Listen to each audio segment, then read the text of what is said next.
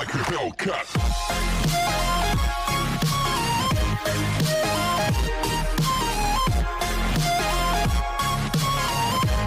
दोस्तों सबसे ज़्यादा जो सवाल मुझसे पूछा जाता है ना, वो ये पूछा जाता है कि भैया पिको के रेट्स क्या हैं, यानी कि कटवर्क पिको के क्या रेट हैं, कुंडी पिको के क्या रेट हैं, मोती वाली पिको के क्या रेट है, फैंसी पिको के क्या रेट हैं, चाइना पिको के क्या रेट हैं, कुमकुम पिको के क्या रेट हैं, और जो डिज़ाइनिंग वाली पिको होती हैं बहुत ज़्यादा हैवी होती है, लटकन वाली जो पिको होती हैं उनके क्या रेट हैं। हमें प्लीज़ इन पिको के रेट बताए जाएँ ताकि हमें पता हो कि हमने कौन सा डिज़ाइन कितने में बनाना है। अगर आपके पास कोई लिस्ट है तो हमें लिस्ट सेंड कर दें, अगर आपके पास कोई बुक है इस रेट्स की तो हमें बुक सेंड कर दें। तो यार आज की इस वीडियो में हम इन्हीं रेट के ऊपर बात करेंगे और इन्हीं रेट के मतलब आपको बताऊंगा कि किस पिको का क्या रेट है और आपको कितना कितना रेट लेना चाहिए। अस्सलाम वालेकुम दोस्तों, कैसे हो आप? मैं हूं आपका दोस्त मोहम्मद अदरीस और आप देख रहे हैं आपका ही अपना चैनल पिको मास्टर चैनल। तो दोस्तों अगर हम पिको डिज़ाइनिंग के रेट की बात करें ना, तो मैं उन तमाम दोस्तों को बता देना चाहता हूं जो मुझसे यही पूछते रहते हैं कि भैया पिको के रेट बताओ, पिको की लिस्ट सेंड करो या पिको की बुक सेंड करो। तो उनको मैं बता दूं कि यार किसी भी पिको का कोई फिक्स रेट नहीं होता। आई बात समझ में?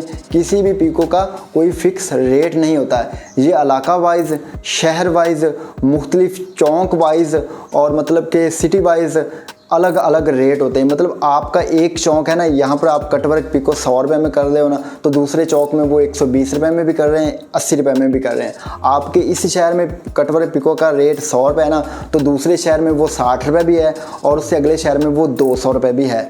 यानी कि हर इलाके का अपना एक अलग रेट है। हमारे पंजाब का इधर अलग है और कुछ ऐसे लोग हैं जो पंजाब से बाहर की तरफ हैं, यानी कि बलूचिस्तान की तरफ हैं, खैबर पख्तूनख्वा की तरफ हैं या कश्मीर वाली आज़ाद कश्मीर वाली साइड पर हैं, यानी कि पंजाब से जो बाहर हैं कराची वाली साइड पर हैं, तो वहाँ के रेट अलग हैं। पंजाब का अलग रेट होगा, कराची वाली साइड का अलग रेट होगा। यानी कि पंजाब से जो बाहर हैं उनका रेट अलग होगा, पंजाब के अंदर जो है उनका रेट अलग होगा।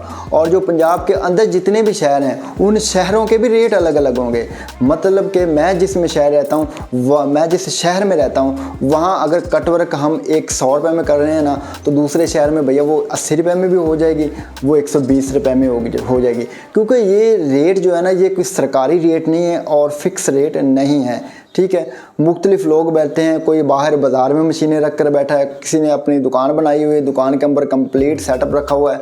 तो बाज़ जगह पर कंपटीशन भी चल रहा है, यानी कि एक बाज़ार है और उस बाज़ार में 15-20 पिको वाले बैठे ना, तो उनका आपस में कंपटीशन भी चल रहा है और वो देखा देखी उनकी यही कोशिश होती है कि जो कस्टमर हमारे पास आ गया ना, वो किसी और के पास ना जाए। अब उन्हें एक 100 वाली पिको जो ना वो 50 में भी करनी पड़े ना, तो वो करके दे सकता है। ठीक है, और ऐसी जगह जहाँ पर बहुत कम लोग बैठे हैं, यानी कि एक बाज़ार है वहाँ पर 2 या 3 पिको वाले बैठे हैं और वो जो लोग हैं वो अपनी मर्ज़ी का रेट लेते हैं।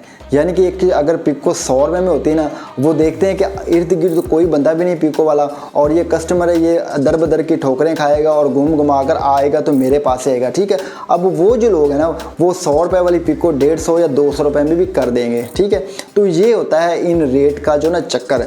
तो मैं उन तमाम दोस्तों को बता देना चाहता हूँ कि यार इन जो रेट्स होते हैं ना, ये फ़िक्स नहीं होते हैं। ये रेट्स आपने अपनी मर्ज़ी से रखने होते हैं, अपने हालात का जायज़ा लेकर।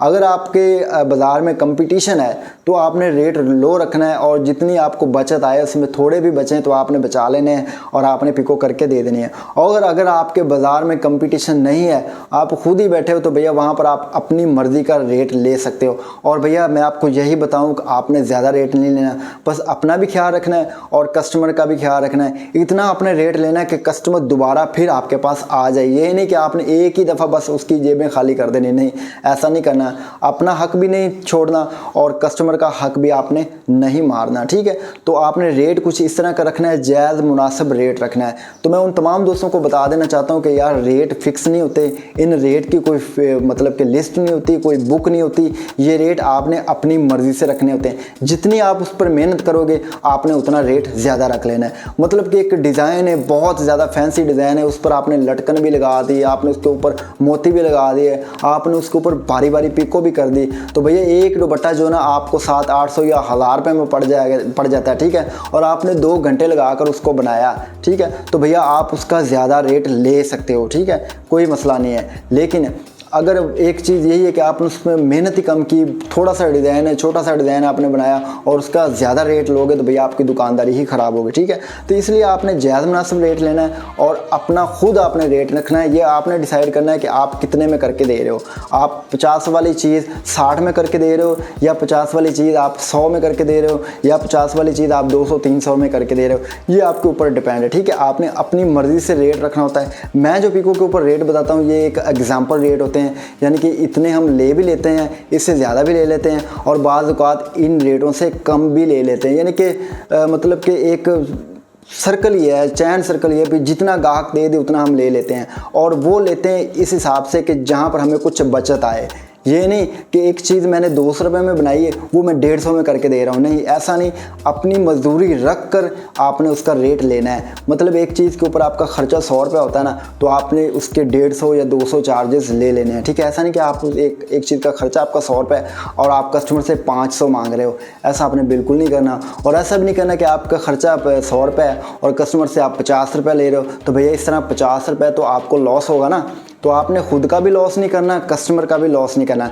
मुनासिब जायज़ मुनासिब जो रेट्स होते हैं वो आपने रखने हैं। तो आई होप कि आपको समझ आ गई होगी कि रेट्स का चक्कर क्या है और क्या सिस्टम है, ठीक है। फिर भी अगर आपको किसी चीज़ की समझ नहीं आई तो इस वीडियो के नीचे कमेंट सेक्शन में जाकर मुझसे उसके बारे में पूछ सकते हो। तो दोस्तों आज की इस वीडियो में इतने, मिलते हैं फिर कभी किसी नई वीडियो में एक नए टॉपिक के साथ। तब तक के लिए खुदा हाफिज़, अपना बहुत ज़्यादा ख्याल रखिएगा।